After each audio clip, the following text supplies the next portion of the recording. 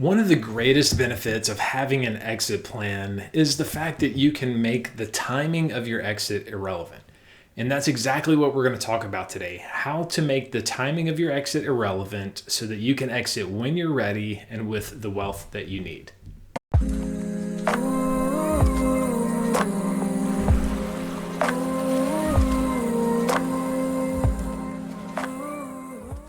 There are a lot of factors that play into having a successful exit beyond the obvious of having a business that's profitable. So let's break it out into three parts. You have your personal timing, you have your business life cycle, and you have the private capital market cycle. Now, if you look at your personal factors, there's your age, your health, and just how motivated you are to keep going. If you have children or family members that you're wanting to transfer the business to, you have to consider their readiness as well. So there's already a lot of moving parts there. And so now let's add in the business cycle to the mix. So as you think about your business cycle, what stage of the business cycle are you in? Are you growing rapidly and expanding? Have you matured? You're at the point where you're just kind of coasting along, profits are stable. Or are you kind of later in the growth cycle where you're starting to see those declines and thinking about what the future may hold? And finally, let's consider the capital market cycle. So how many buyers are out there right now? And how much money do they have? Are they willing to put up a lot of funds? Or are interest rates going up and slowing things down? Really what's happening with that? So I'm more of a visual learner, so let's jump in and take a look at some of these graphs to help you understand what those cycles look like. The first timeline that we're going to look at is your personal timeline. And with most business owners, you start off with a lot of enthusiasm, you're really ready to grow things, and then as you mature, things start to slow down a little bit, you kind of get into the routine of your business, and you're just less likely to continue wanting to grow it. The next timeline that we're going to look at is your business timeline.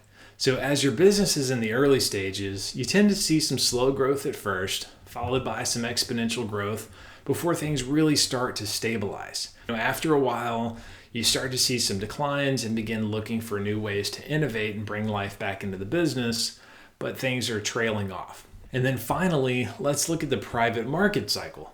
So private market cycles tend to happen more frequently. The economy may be doing well, so companies have more money to consider acquisitions, or interest rates may be low, allowing investors to leverage more. But the opposite could be true as well. The economy could be struggling, or interest rates are high, or there are new tax laws, and those things are making buyers hesitant and willing to pay less. They're not willing to spend that top dollar to acquire a new business. Now seeing how different these cycles are, when is it going to be the right time for you to exit? Is it going to be when you're getting tired and your business is starting to decline when the market just goes straight up? Or is it going to be when your business is really starting to do well, but the markets are declining and there's not enough buyers out there? So how are you going to time it? How are you going to line up your timeline with whatever's going on in the markets? Well, you're probably not. Most people can't. And it's been proven time and time again throughout history that it's impossible to time the market consistently. And that's whether you're talking about the stock market or the private equity market. So how do you fix that problem? Well, it's not as complicated as it might sound, but it does require some effort. So in order to have a business that transfers both in good times and in the bad, you've got to get laser focused on building value in your business and unlocking your personal wealth. And the way that you do that is through exit planning. So you take your business, your personal, and your financial goals, you line them up, get everything organized, and determine where you want to be in the future. And then after every quarter or every 90 days or so, reassess where you're at. Say, am I in the position where I'm ready to exit, or do I want to keep going? Am I motivated now because I'm seeing the business grow? Being able to determine when you're ready to exit, that is how you take the timing of the exit and make it irrelevant. So if you decide you're ready to exit, you're in a spot to get good value. If something unforeseen comes up and it forces you into an exit, you're still in a spot to get good value because that's what you've been focusing on. As always, I want to see you succeed. I want to see you grow your business and exit when you're ready with the wealth that you need.